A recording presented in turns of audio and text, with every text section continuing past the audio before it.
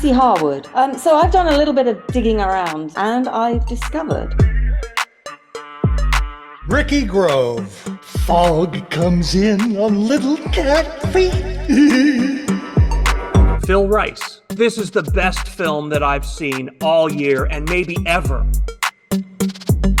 Damien Valentine. Use the machinima, Luke.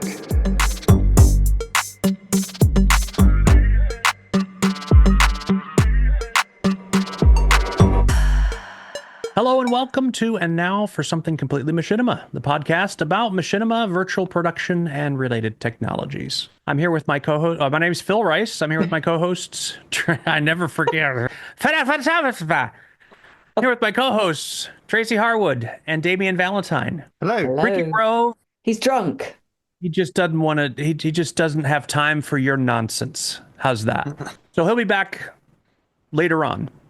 This week, the pick is my film pick, and this film is called Lethal Company Miniseries Pilot by a YouTuber named Gibson TV. That's Gibson with two B's. Lethal Company is, well, actually, the plot of the game Lethal Company kind of underlies the plot of this film. So I'll explain what that game is. It's one of these squad-based multiplayer games that's kind of a trend right now. There's been quite an uptick in them. Another one might, in the same category, would be Helldivers, I think, or Helldivers 2. And basically, it's the idea of them is, you know, friends, multiplayer, playing cooperatively, generally speaking, and with voice interaction within the game, typically voice interaction with proximity for immersion purposes. So if the player is far away from you in the game, you can't hear them like you can when they're close. And so it gives this nice immersive factor. And a lot of these games have a combination of, I would say, high action and jump scares are common, and just generally a sense of kind of fun, spooky nonsense, you know, but just an excuse to get together and have a good time. So typically, Lethal Company's story is pretty basic, because that's all you really need when the story isn't really the point. So the plot of the game is you and your squad are basically you work for a company as kind of subcontractors, and you salvage stuff from different destinations in space. You're salvaging junk and selling it back to the company for money. And there's an added element that the company has some pretty demanding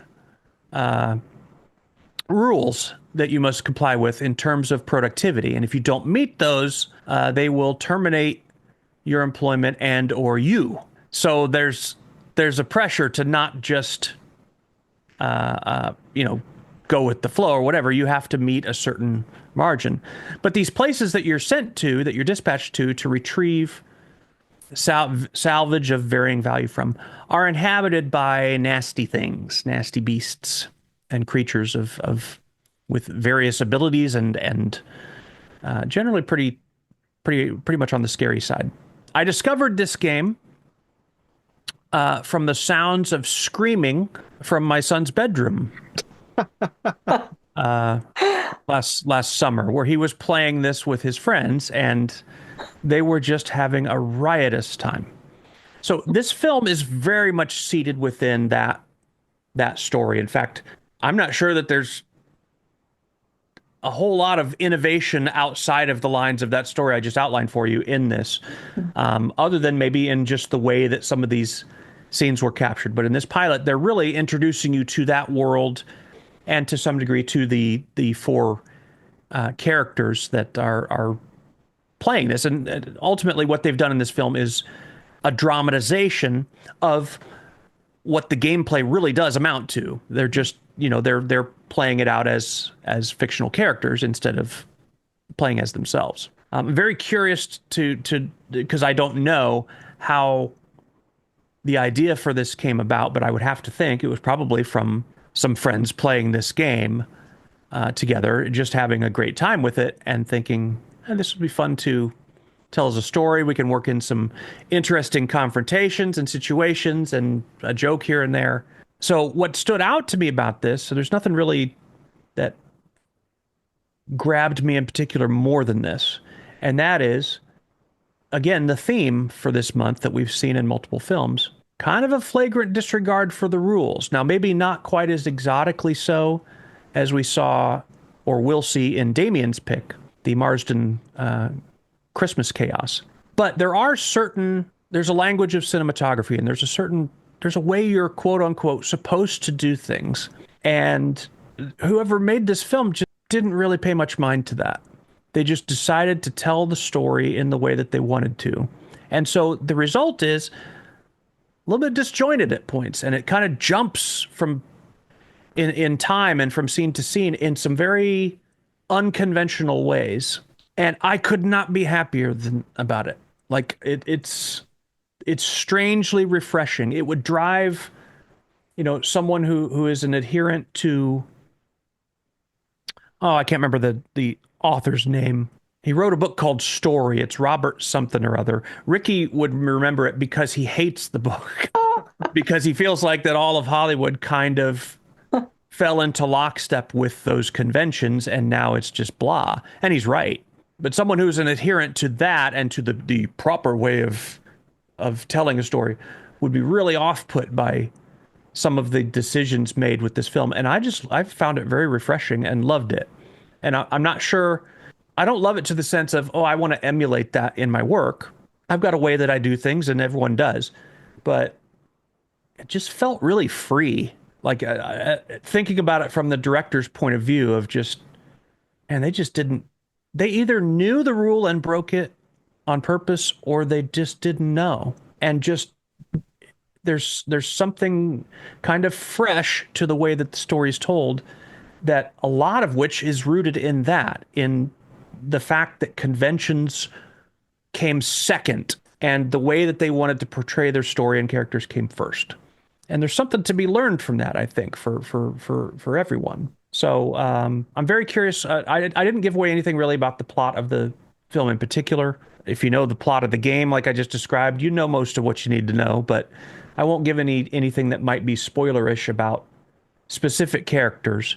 But I really enjoyed it. I'm not sure it makes me want to play the game because I'm not really a jump scare guy. But I suppose if I were in there with people that I knew, it would be maybe that's I just thought of that. We could do an episode of Completely Machinima with the four of us in there. Oh my God. Yeah. Okay, we'll put a pin in that. We'll come back to it. But yeah, what did you guys think of this film? I noticed the roughness and jumping around, and the first time I ever thought, it didn't take me out of it in a way that ruined my experience of watching it. I just had a moment of, well, that's different. Right? Okay. Like, just go with it. Yeah. And it works. It's still easy to watch. I don't know if it was a deliberate choice or an accidental one. Yeah, I don't either. Either way, it doesn't really matter. This film's perfectly watchable. I thought the characters all interesting. The characters are all just wearing these orange suits and helmets, and so you never see them in their faces or anything. You just hear them talking, and that works for this. And each one's got a very distinctive voice, so you know which one you listen to. They've got a name tag as well, but it's not always visible because the writing is really tiny. But when you see a character on the screen, you know instantly who it is, which one you're listening to or watching. It's kind of creepy. My understanding is the game was inspired by the Alien films, the ruthless company that exploits the workers and sends them against these dangerous creatures. And I can see why the game is very popular. It's one that I've wanted to play, but not got a chance to do it yet. But I think it'd be a lot of fun. I can see why it would work as a fun game, and I can see why this video was made based on or inspired by experiences of people playing it. So, unlike you, Phil, this made me want to play it more. That's great. I don't know too much about the game itself. I know it's the first-person shooter, you have to collect stuff, but I don't know any of the lore or the missions or anything else about it. Which I think, if a game like this, that's the way to go into it fresh. Is don't know what to expect, because if you do, it ruins a little bit of those jump scare moments that are waiting for you. But yeah, this is an excellent film. I thought it was really well done, and like you said, it did ignore the conventional filmmaking rules. Not completely. There are some very familiar moments in it. It's not like my Christmas pick where they didn't care about any of the rules at all. That's right. It's very cinematic, but in the director's own way, which I think that's the way to describe it.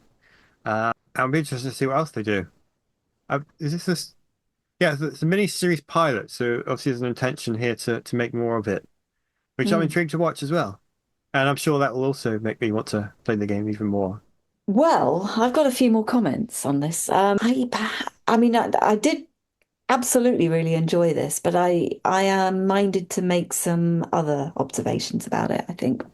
I mean, what I will start by saying is it's clearly a bit of an underlying joke here, is that the game is Roblox based. And, one would assume that this might be the Unreal version of it, but it isn't. This has been made in Blender. And Gibson, the film's creator, is basically an indie animator who's made this, believe it or not, in his high school gap year.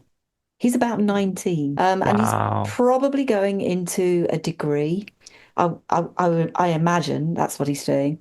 But importantly, he's already got a huge amount of experience in 3D animation techniques related to Blender. And that, I would say, probably also includes a mocap workflow. I mean, what a talented guy for such a young age to um, be so competent at working with these kind of tools. Now, I did actually look the game up because, like you, you obviously had heard of it, but I certainly hadn't. It's actually been created by an indie creator studio called Zeekerss, and was early access released only last October 2023 on Steam. By November last year, it was reported to have about 100,000 concurrent players, and it hit the global top seller list, which I've got to say is some achievement.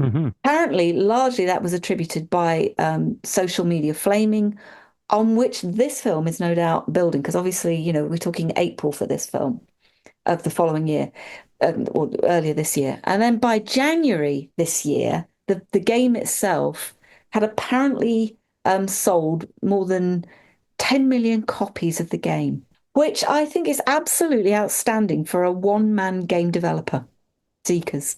And it's won a heap of awards, including Golden Joysticks Award, which it won just this November gone, where it actually achieved the best early access game. So it's a fantastic success story for its creator.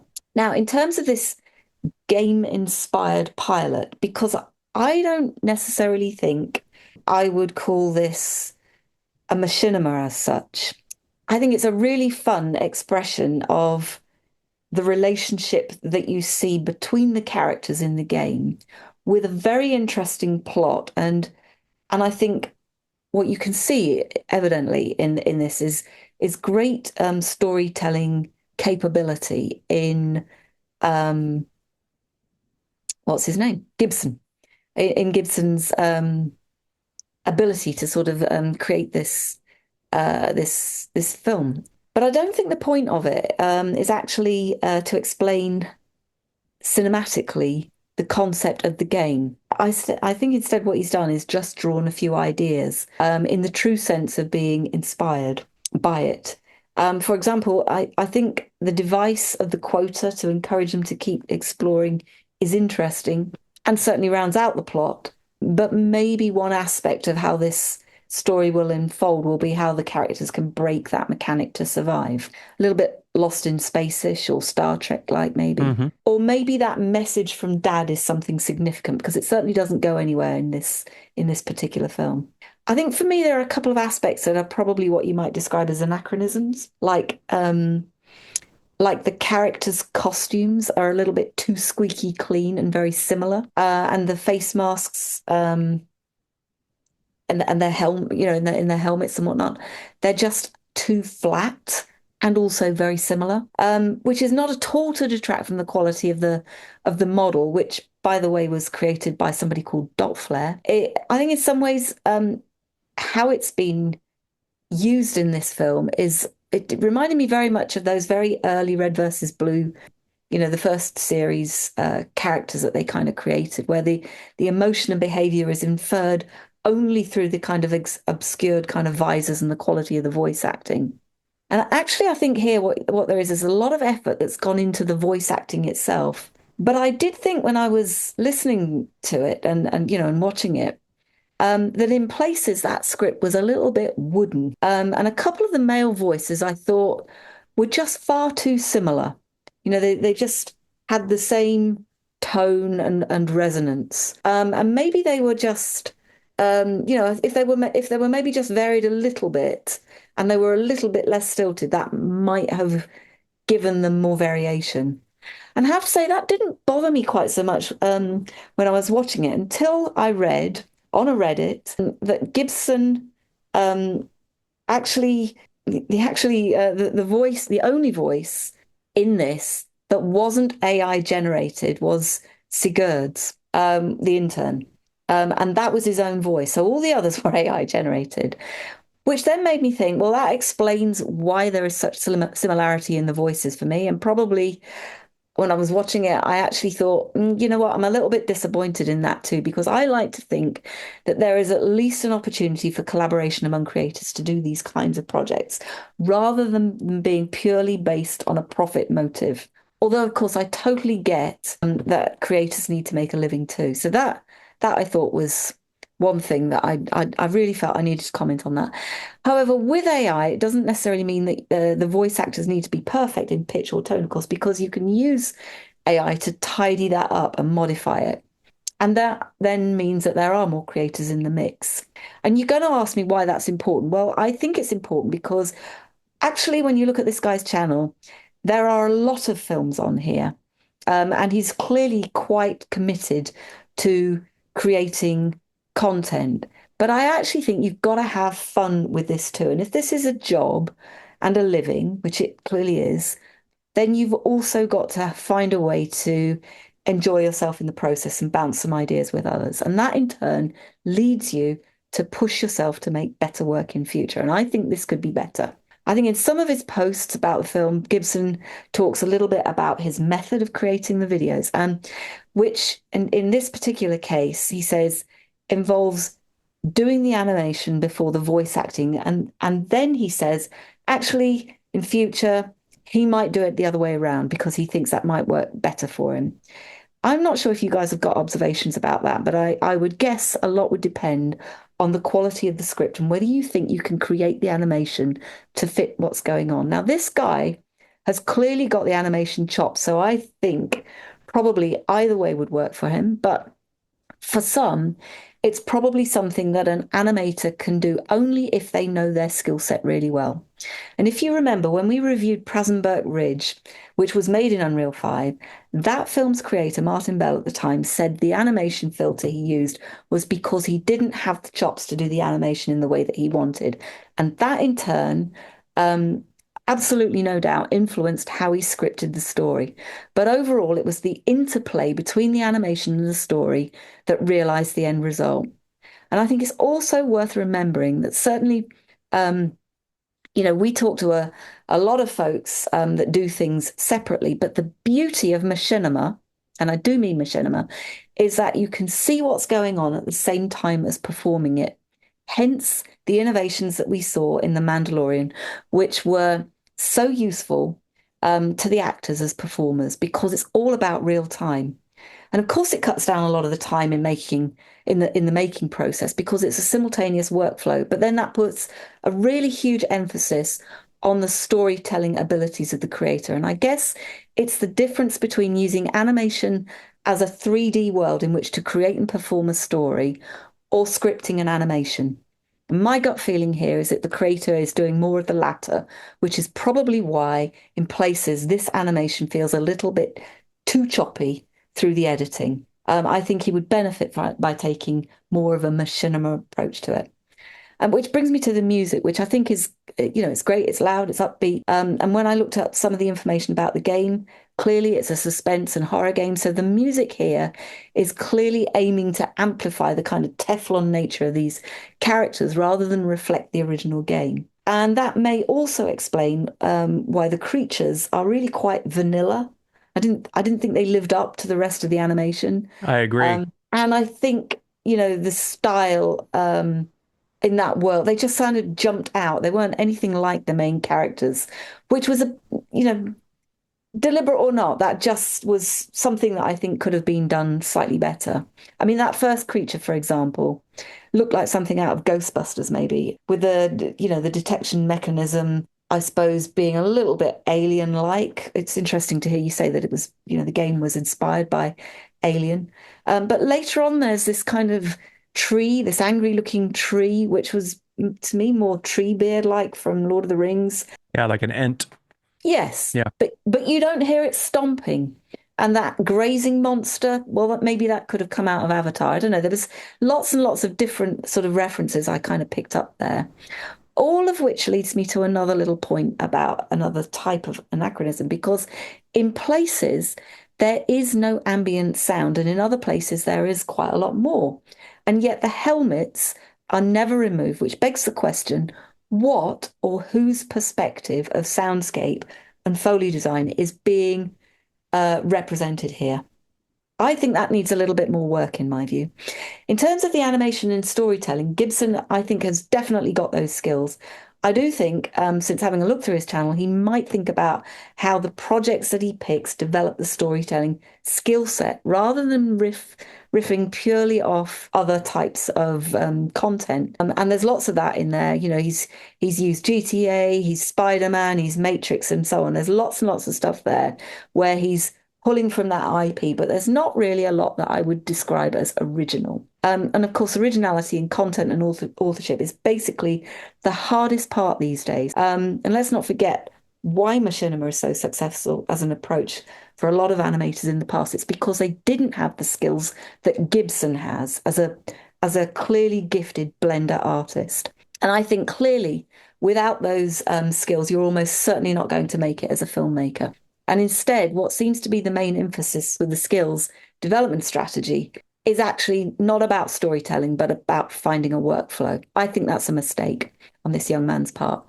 Personally, I would say to make it these days, there needs to be much more of a team with you. I think you can very easily get fed up with projects. We've seen that time and again. And, some you will clearly have a lot of success with, but others, you may fall short of what you intended. And that will be a disappointment and a disincentive to carry on with a career. And I think it would definitely be worth pursuing that kind of camaraderie with the filmmaking approach in order to think about how story can be developed and to have fun with it at the same time. And I'm thinking here, what we see going on with the Star Citizen community and the way they make machinima is really very interesting. Perhaps not to that level of community involvement, but certainly the community is incredibly important. And I think this guy would benefit from taking more of that kind of approach. And I'm really only being hypercritical here because I think this is indeed absolutely excellent overall. It's a great pilot, albeit not without a few things that I think can probably relatively easily be addressed, and with a little more attention to some filmmaking details rather than purely a focus on the animation itself, which is where I think this guy is going. I'm absolutely looking forward to seeing how the series develops. I think it's a great pick for us to talk about film. And I especially think it's a particularly good film to wind up for our reviews of 2024 because it's an excellent example of how games and filmmaking have become intertwined. It's very exciting to think what we'll see next year. Yeah, I mean that's basically my comments. I know that's going to come over really critical, and I'd really welcome your views on some of the observations I've made. But I feel it kind of needed that sort of level of input from my perspective. Well, I'm going to respond to one of your observations about the sound, having the recording and then doing because he uses a motion capture suit. So I do that as well with my work. I find, what I was doing before was I would memorize the script and then I'd act out and listen to it in my head as I was doing it. And I'd often sometimes miss things or not get the timing quite right between characters. So what I do now is I wait until I've got the recordings dialogue of every single character in that scene. I'll edit together a rough audio version, and even if it's slightly off, it's fine. But I will play that each time I run through the motion capture sequence, so I can make sure the timing is right with the interactions between each character, so that when you've got, even if you've got a character just sitting down and looking around like a pilot or something, and they're talking about what they're seeing, you need to have the reactions to match what they're saying. Or if you've got two or more characters interacting, if they're talking, you need to have, well, maybe one says something really offensive to another one. The one who's listening to that needs to respond at the exact moment that the thing is said. Or if they're just having a friendly chat, even if they're not that animated that much, they still need to have that timing between them. So it's worth having the recordings first and putting a little bit of time into getting that rough dialogue. You can play it on your phone as you're doing the dialogue quite easily. And if you got it there, you can just press play again and again and again. You can play it as many times as you like, with as many characters as you like, as many takes you're doing for each character. But that would be my advice to anyone doing motion capture. Get the dialogue in first, because it will really increase your performance, or whoever it is wearing the suit, having that to listen to as they're doing it. Because Agree otherwise, 100%. That's the way to do it. Agree yeah, 100%. Yes. yeah. I mean, That either way, you got to visualize something while you're doing it. It's much easier when you're constructing your audio timeline. It's much easier to me to visualize, or to imagine what's going on visually while while your ears are fed the actual thing. And it's absolutely true. And I'm fairly certain that even going way back in time in traditional animation, the sound comes first before the animations are drawn or cells are done or whatever. The sound always does come first. So yeah, that's the way to do it for sure. It's not only practical to do so for all the reasons you outlined, but that also, if you're curious, am I doing this the right way? Well, that's the way it's done. Yeah. Because it just works better. A couple of interviews I've heard with professional voice actors, and they've been talking about animated projects, and they say, "Yeah, I recorded this thing about 2 or 3 years ago, and I've been waiting to see it because it just takes that long to animate." Oh, sure. Yeah. Sure. So no other comments then? Well, let me see. One thing that's so we talked about that there's kind of some rule breaking. That's kind of been my theme for this month. And yeah, with this film in particular, what's interesting is, viewed in a certain way, this film can almost be looked at as like a rough demo reel, because it's like he's trying different things at different points in the movie. There's one scene in the middle of this film where just all of a sudden, in the midst of the whole film, just all of a sudden, it's one of those where it's what's the name of that camera that's actually affixed to the body? The effect is used in Hollywood sometimes where it's this really weird effect, and the rig is actually this thing that it's hard to see in the camera here, but it extends the camera out. The frame is attached to the torso of the person, and so the camera is following every turn and movement. And there's another version that attaches to the head, and just all of a sudden there's like a 3-second scene where he did that, and it was executed really well, but like, it doesn't really make any stylistic sense to have inserted it in that particular spot. And there's another one where, you've got a character that's facing the camera talking to someone in their foreground, and you see someone kind of blurrily appear in their background and stuff. It's like a classic shot setup that you've seen in Hollywood before. And it's almost this sense when you see these different little, let's call them vignettes, of there is a continuity to the story, but it's like he's trying all these different things. And you telling me that he's a young man who's really just, I mean, he may be more experienced than I am with Blender, but he's kind of getting his feet wet in terms of filmmaking. Yeah, that's what you do. You try things. And some people will do that where they release a 60-second film just trying a technique. And here it's like 40 of those, assembled into a film. So it may be that the film has that some of his filmmaking right now has dual purpose. It's a matter of, I want to see if I can pull this off, this effect that I've seen or that I want to achieve. And so that may explain some of the disjointedness. I'm going to go ahead and give him a pass on the leaning on other people's IP, because I think almost without exception, Yeah, I can think of two exceptions. Damien, not Tom Jantal and Friedrich Kirchner, who did not.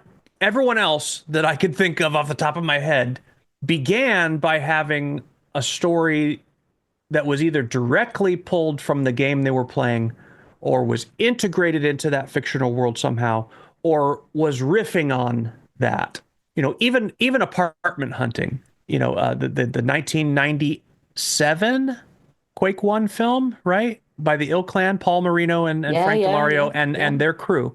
Okay, so there's nothing about that story that's leaning on the story of Quake 1. There's a good reason for that. There is no story of value in Quake 1, but Yeah. the riffing was, you've got this set, the first map of the game Quake, and they re-envisioned what these areas are actually for. So the bridge leading up to this fortress is the outside of the apartment, and then this area right in the middle with this machinery, that's the inside of the apartment, and there's the stereo system, and then this big pool of water that's in a cave somewhere in that same map is the pool. So they were riffing on someone else's IP, but it allowed them to focus on and essentially run an experiment for all of us to get to view of how can we do this puppeteering thing?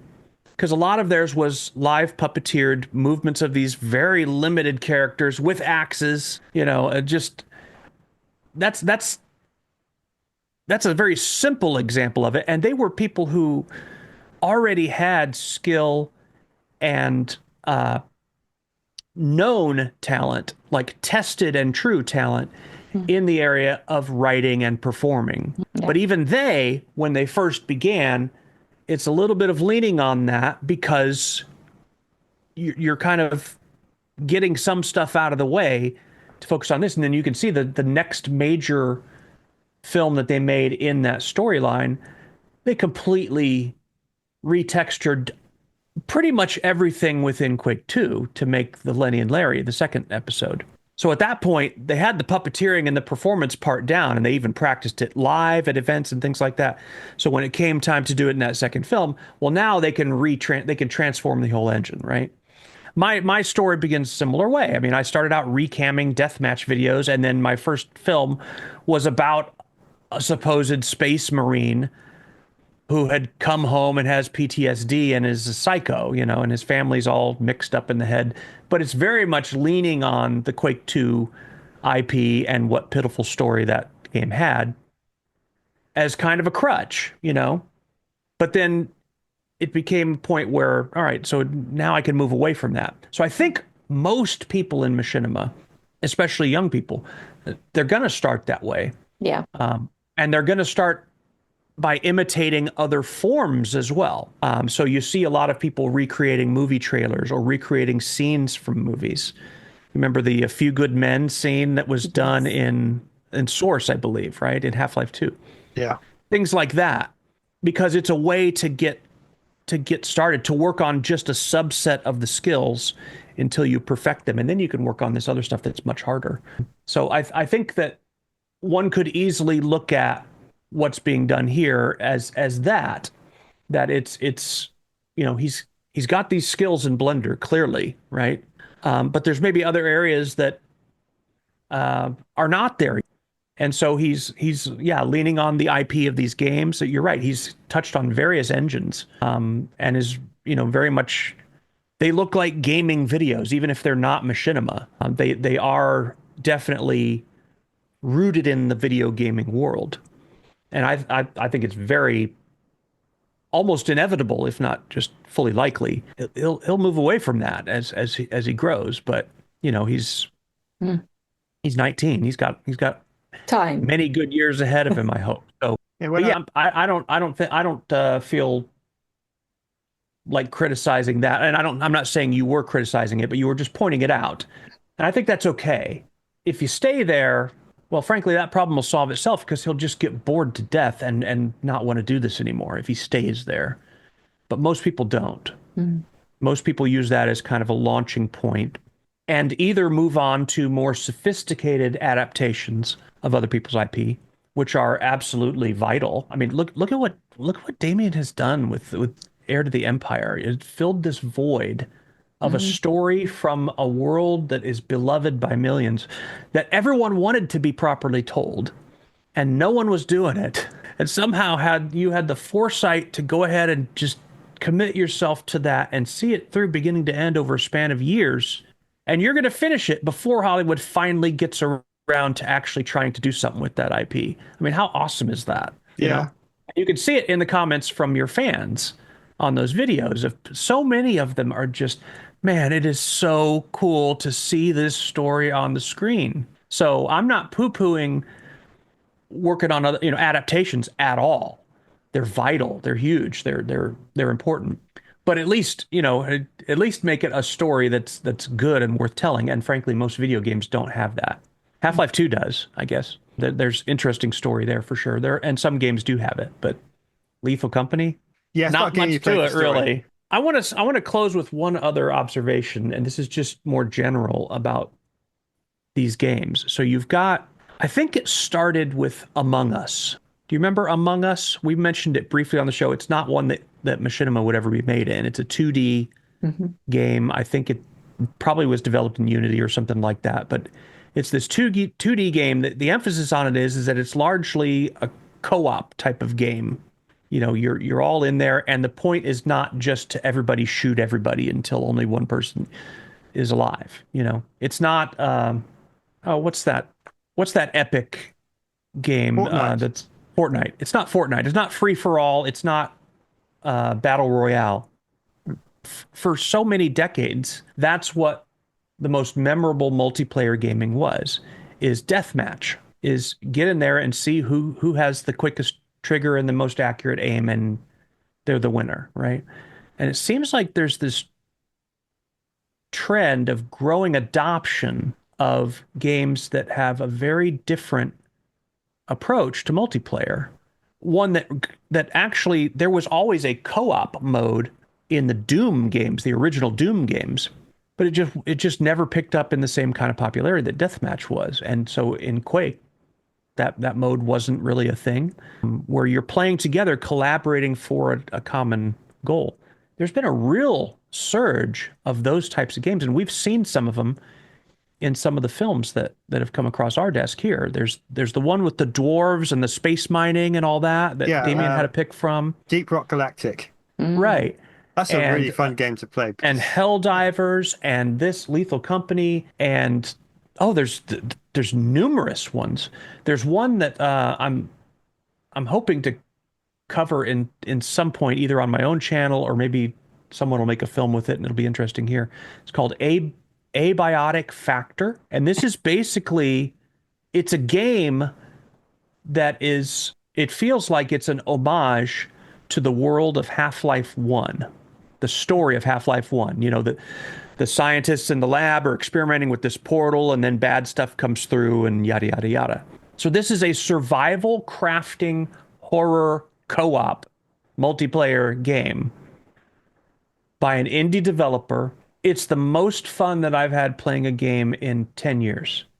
I kid you not. It is so fun. And it's co-op. Like, there is no deathmatch mode. There would be no sense to going in there and playing where you kill the other players. If there's anybody else in there with you, you're all trying to survive against this environment and these NPC creatures and collaborate together and stuff. It's an interesting trend. I don't know what it means. I'm not a sociologist or anything, so I wouldn't even pretend to know what the meaning of it is, but it is noteworthy that those games are more and more popular. And when I was really into gaming in the late 90s, you got online to play deathmatch. And maybe you were deathmatching as a team, but the objective was only to just shoot other players. And I don't know. I'm sure that's still a thing, right? But it seems like there's a real surge in the popularity of games that have this co-op emphasis on playing together, on working together for an objective. Vintage Story and Minecraft are really, that's a more popular way to play those games than just going on there and turning it into a deathmatch arena. That exists, but that's less interesting to people than, hey, let's build something together. Hey, let's survive this harsh winter together. We can pool our resources. We can get stuff done twice as fast. So it's an interesting trend. I don't know if you guys have any thoughts on it. Yeah, I've got this group of we used to play Star Wars. No surprise there. All the Star Wars games together, but it got to a point where Star Wars games were getting less and less frequent. So we moved on to other games. We still like playing as a group. So for the last, I think it started with Left 4 Dead, which is a source game, and you have 4 players, and you have to survive to a short campaign. Well, there's several different campaigns, but each one's about 4 or 5 missions, and you have to survive to the end. It takes about an hour, maybe an hour and a half, and you've got hordes of zombies coming at you. And every time you play it, the game changes. The overall map's the same, but different routes can be blocked off. Where the zombies appear is different. Where weapons and health packs and everything, that changes every single time you play. So you can't memorize, oh, there's a really good gun just around the corner here or anything like that. Right. But you have to work together. If one person decides to go off and by themselves, there's a good chance they're going to die or get caught by one of the really powerful zombies, and they can't break free themselves. The teammates have to rescue them. But if they're too far away, by the time you get to them, they're dead. But if they die, what happens is they respawn in a locked room, and you see a little outline of them banging on the door. Let me out. I'm in here. Save me. So you can go and let them out, and then you got your team back. So we started playing games like that, and then we found out more and more games like the Deep Rock Galactic, that the dwarf game. We spent a lot of time with that during the pandemic, which is probably one of the reasons it took off so much, is people could play together. Right. And we recently been playing a game called I think it's Ale and Tail, where you have to work together to run a tavern in a sort of fantasy world. So you have to, as you play it, you unlock different bits of the kitchen, different appliances to prepare more food, different recipes. You open, and then people come in, and little cartoon bubble says what they want to order. So you have to get it to them in a speedy manner, and then you earn money and experience to unlock more and more stuff. And occasionally the bar gets attacked by zombies, and then all the customers run out. So you have to. Oh, that's escape great. them. It's great fun. You can Ale and Tail, it's called? yeah, and you That's can't hilarious. fight each other. Yeah. So, and when the customers leave, they'll leave their dirty plates, so you have to pick them up, go and wash them, so they're ready for them to be used again. So we had one person was in the kitchen preparing, and then the 2 of us were running between the placing the orders and getting the dirty stuff out and washing it. And then you can unlock owls in the game that will do some of that for you as well. So when you got really busy, that beyond what the 3 of us could handle, they could help take the workload off. And we enjoy playing games like that. And I think part of it is, if you've got a deathmatch game, it's fun. There's nothing wrong with that. But if one person's really good, they're always going to win. Yeah. And that's no fun for everyone else. But if a game where you have to work It's together, no fun for that person either. The one who's really good, right? Maybe for the first it gets week or boring. so. Yeah. Right, exactly. But if one person's really good in a co-op game, it doesn't matter that much because you're all working together. And a game like the Ale and Tail one, if someone's really good at getting the recipe stuff together, that's fine because they can do that bit. Or someone else who's really good at getting the food delivered really quickly is doing that. What I was doing is there's plots of land outside, you can grow plants. You plant the seeds, and then a few minutes later they're ready to be harvested, which you can then take into the kitchen to be used for food. So I was doing that because I was picked up how to do it really quickly. So, we all find ways to play it together, but it doesn't ruin it for anyone else if someone is really good at one thing or Yeah. That It's an actually interesting development. Go ahead, Tracy. I was going to say that actually sounds too much like real life to me. Somebody Even the zombie preparing the attacks. garden. Yeah, well. Well, unlike in real life, it only takes a few minutes to grow a full field. Oh, I see. Yeah, Like, Steve, you're really good at filling out tax forms. yeah, exactly. You could do that.